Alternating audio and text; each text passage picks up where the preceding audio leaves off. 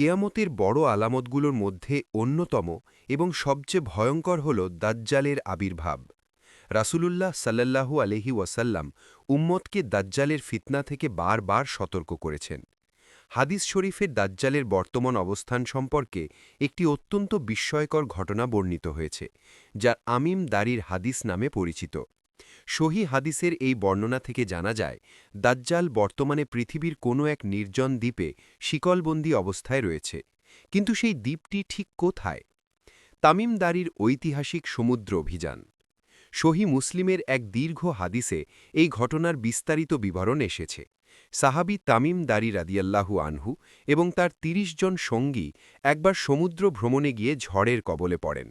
দীর্ঘ ১ মাস সমুদ্রে ভাসার পর সূর্যাস্তের সময় তারা এক অজানা দ্বীপে নোঙর করেন। দ্বীপে নামার পর তাদের সাক্ষাৎ হয় জাসসাসা নামক এক অদ্ভুত প্রাণীর সাথে, যার পুরো শরীর ঘন পশমে ঢাকা ছিল। প্রাণীটি তাদের এক পুরনো মঠের দিকে নিয়ে যায়।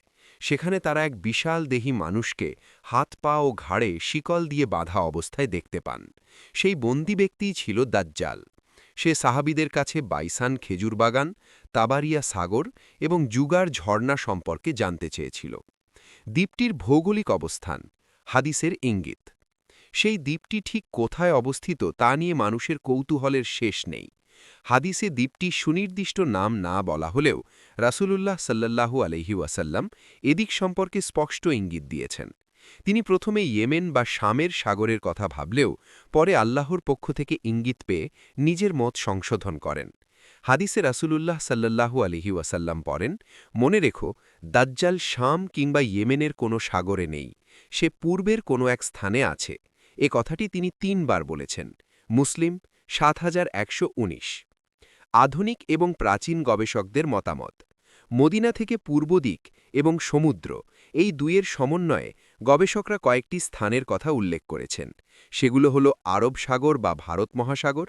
মদিনার পূর্ব দিকে তাকালে স্থলভাগ পেরিয়ে পারস্য উপসাগর হয়ে আরব সাগর ও ভারত মহাসাগরের বিশাল জলরাশি পাওয়া যায়।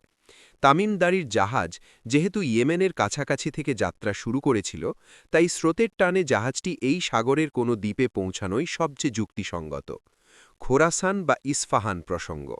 অন্য হাদিসে এসেছে, দাজ্জাল পূর্বাঞ্চলীয় খোরাসান বা ইরানের ইস্ফাহান থেকে আত্মপ্রকাশ করবে। এর সমাধান হতে পারে, বর্তমানে সে দ্বীপে বন্দী আছে, কিন্তু মুক্তির পর সে ইস্ফাহান বা খোরাসান অঞ্চলে এসে মানুষের সামনে আত্মপ্রকাশ করবে। সোকোত্রা দ্বীপ, ইয়েমেন। অনেক আধুনিক গবেষক সোকোত্রা দ্বীপকে দাজ্জালের দ্বীপ হিসেবে সন্দেহ করেন, তবে হাদিসে নির্দিষ্ট করে সোকোত্রার নাম বলা হয়নি।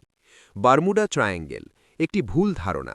বর্তমানে অনেকে বারমুডা ট্রায়াঙ্গেলকে দাজ্জালের স্থান বলে দাবি করেন, কিন্তু ইসলামী শরীয়তে এর কোনো ভিত্তি নেই, কারণ বারমুডা ট্রায়াঙ্গেল আমেরিকার পশ্চিমে, অথচ হাদিসে স্পষ্ট করে পূর্ব দিক বলা হয়েছে, তাই এটি গ্রহণযোগ্য নয়। দ্বীপটি কি দৃশ্যমান না অদৃশ্য? মুহাদ্দিস এবং গবেষকদের মতে দাজ্জাল এবং তার দ্বীপটি বাস্তব, তবে আল্লাহ তাআলা বিশেষ কুদরতে তা মানুষের সাধারণ দৃষ্টির আড়ালে রেখেছেন। মানুষ হয়তো সেই দ্বীপের কাছাকাছি যেতে পারে, কিন্তু আল্লাহর হুকুম না হওয়া পর্যন্ত কেউ তাকে চিনতে পারবে না বা দাজ্জালকে খুঁজে পাবে না। আমাদের করণীয় কি? দ্বীপের জিপিএস লোকেশন জানার চেয়ে দাজ্জালের ভয়াবহ ফিতনা থেকে বাঁচার প্রস্তুতি নেওয়া মুমিনের জন্য বেশি জরুরি।